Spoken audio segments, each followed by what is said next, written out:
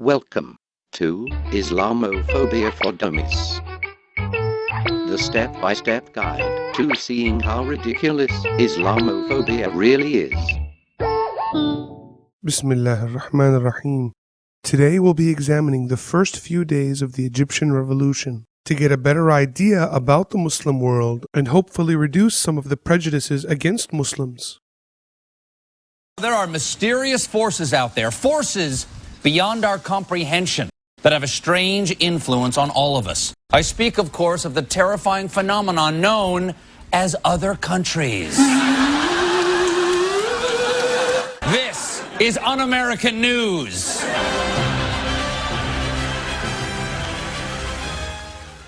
The revolution in Tunisia has so captivated the world's attention, it even made it into Tuesday's State of the Union address. Let us be clear. The United States of America stands with the people of Tunisia and supports the democratic aspirations of all people. Well, now that thirst for democracy has apparently spread from Tunisia to Egypt. Here in Egypt, the situation I'm just going to interrupt very quickly. You are not in Egypt. No, it's Egypt. I'm in Egypt. Asif, I see the United States Capitol building behind you. I am at the Egyptian embassy that is technically Egypt. You were supposed to be in Egypt. I don't know if you've turned on the news lately, but it is crazy in Egypt right now. The first demand you can hear in the chants, down, down, Hosni Mubarak. Mubarak has been the president of Egypt for the last 30 years. What? They don't like Mubarak? Why do they keep electing him in landslides? I mean, that doesn't make any sense. I would not refer to him as a dictator. In 2005, he was elected with 88% of the vote. There's only one way you can get elected over and over again with 90% of the vote, and that is to be a beloved leader. Oh, really? There's an... One of the most repressive and brutal dictatorships in the entire world. We've got an authoritarian regime in power. He has ruled his country really with an iron fist. Well, at 82, it's really more of a calcium deposit fist. Okay, so the US government supported the Tunisians against their dictator, but what about Egypt? We all saw how much love the Tunisian people got for their revolution. I'm guessing the US reaction to Egypt is a love shower. This isn't a choice between the government and the people of Egypt. Egypt has been an extremely important ally of ours since Anwar Sadat. We call on all parties to exercise restraint and refrain from violence. Our assessment is that the Egyptian government is stable. We're all watching these developments in Cairo very carefully. Beyond that, I think I will not comment. Freedom! I'm sorry. No comment! So despite Egyptians finally rejecting this brutal dictator, the US government still wants Mubarak in power. I mean, who are we to judge this man? He's only been president of Egypt for 30 years. He's still in his first term. And he is a staunch ally of America. Just as President Obama, President Bush, President Clinton, the other President Bush, President Reagan, President Carter, President Lincoln, and King George III.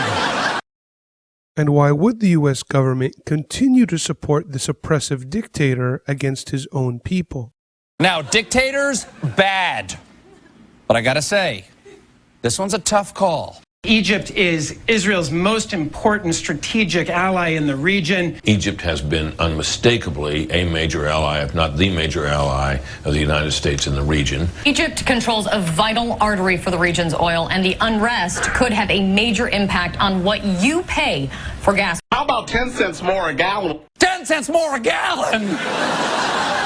Crush the revolution! Cut off their thumbs! Long live Mubarak!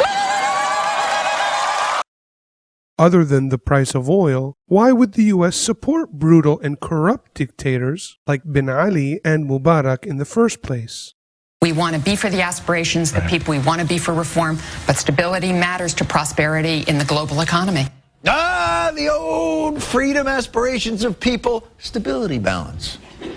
We want Egyptian people to have freedom just as soon as we're sure they'll use that freedom for hugging, not hurting. Now I get it. The US government can't trust Muslims with democracy because they think we're inherently violent. Your Egyptian side has to be saying, this is great, the Mubarak is going to leave. But your American side has to be saying, I don't know if I can trust that Egyptian side. How can Americans be sure that we can trust the Egyptian people? Trust the Egyptian people? I mean, are you trustworthy or are you not trustworthy? I am trustworthy. But that's what somebody who's not trustworthy would say. But what's the Islamophobic justification for trusting the Tunisian people with democracy while continuing to support Mubarak?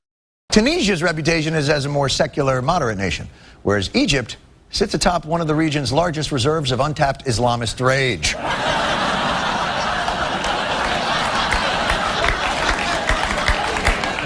It's possible in a country like Egypt, also in a country like Saudi Arabia, also in a country like Pakistan, if you let the majority of the people decide the form of government, they would wind up with a wacko, anti-Western, anti-democratic, repressive government. And what's the point?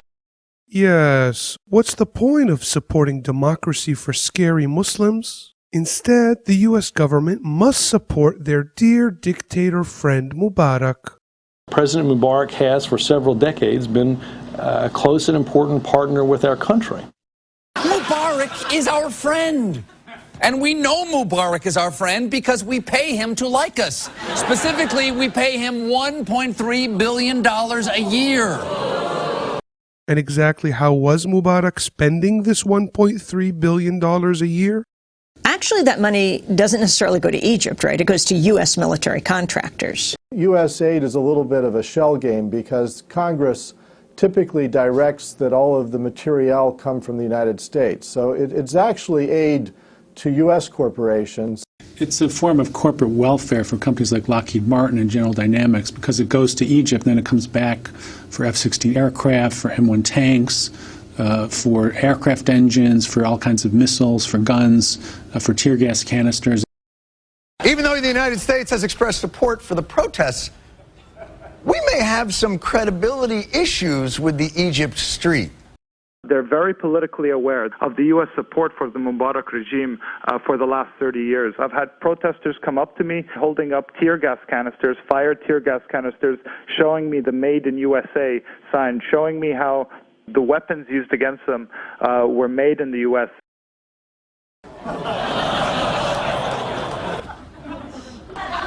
We write that on our tear gas canisters?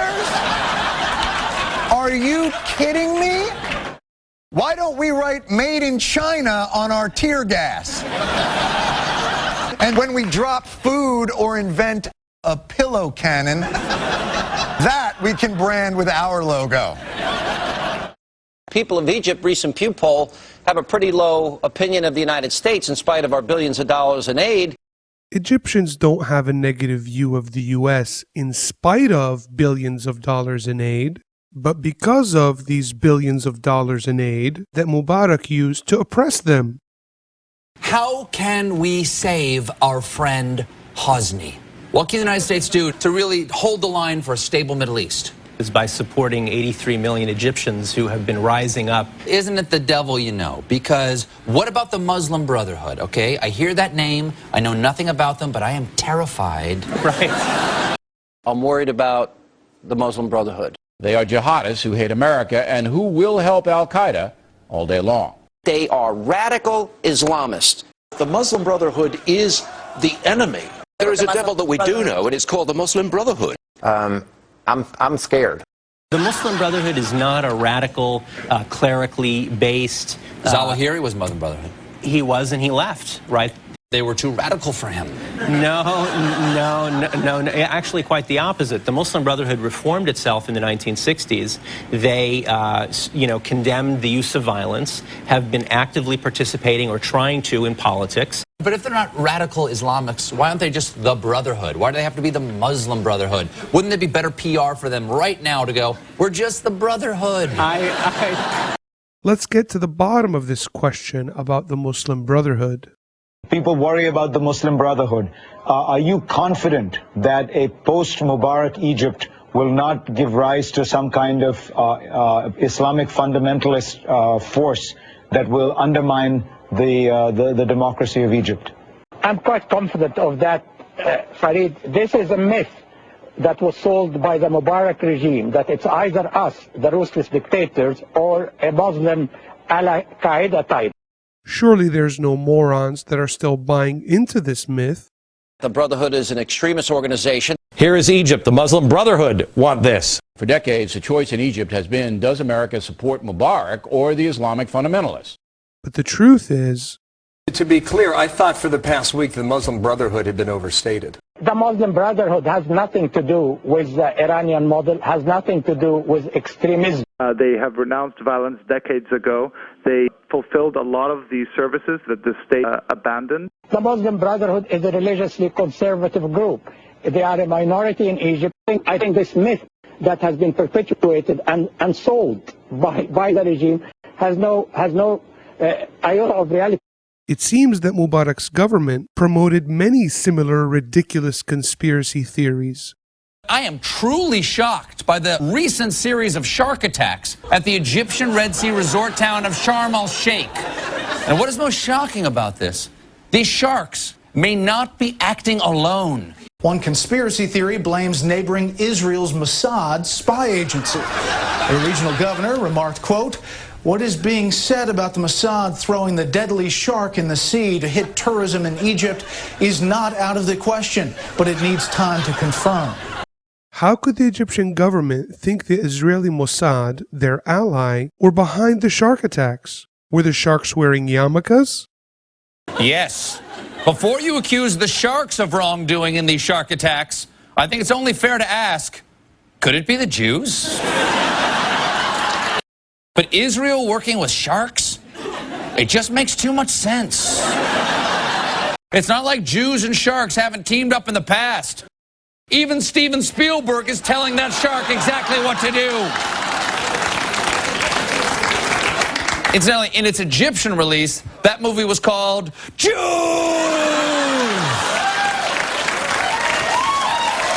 And even during the protests, Mubarak's government was spreading more silly conspiracy theories. Government officials have also made insinuations, including having a woman who had her face blocked out on screen, alleging that journalists were acting as Israeli spies and that they had been trained in Qatar, where Al Jazeera is based. And of course, that's taking a level of conspiracy theory to a whole new level. Putting aside Mubarak's fear-mongering against the Muslim Brotherhood, let's see what the Egyptian people have to say. Go America, but adjust your policy on Egypt. Adjust your policy? Adjust your policy. I think that Obama... sounds like a veiled threat. I am actually an Egyptian Christian. You're a Christian? I am Christian. See, you look Muslim-y to me. We look the same. We're all Egyptians. Maybe you should change your name. Where now can America send its prisoners to make sure that they get tortured properly if we don't send them to Egypt anymore? He needs to step down right now. Step down right now? Right now, this very minute. And then who will America put in his place? We won't have time. Egyptians will take the candidate and we will vote and we will choose between... That's going to make Americans very nervous. Do you want to tell us that we are not adults enough to choose our leaders? How about this? We get to pick your candidates, but you get to vote. Are you kidding me? Okay, we won't pick your candidates alone. Israel will help. Obviously, these people know nothing about how a democracy really works. But hopefully, they can learn. I wonder which candidates the U.S. government would approve of to be the next Egyptian president. The Egyptian people are angry, so they should hold a special election to choose their leader. Whether it's Hosni Mubarak, voice of experience, or business tycoon Hosno Mikbarak, or Egypt's first female president, Hosna Mubaraka. A hot young political leader. I think he's got a bright future. Ladies and gentlemen, Hosni Mubarak. In conclusion, the U.S. and their friend Hosni Mubarak have been stifling democracy in Egypt through fear-mongering against Muslims and the non-violent Egyptian Muslim Brotherhood. These non-violent protests by millions of Egyptian Muslims have just proved how hypocritical and prejudiced the U.S. government and its media really are. Prophet Muhammad, peace be upon him, said, "The best jihad is that of speaking a word of truth to an unjust ruler." Had Islamic values not categorically rejected violent extremism, these protests would have been a lot different.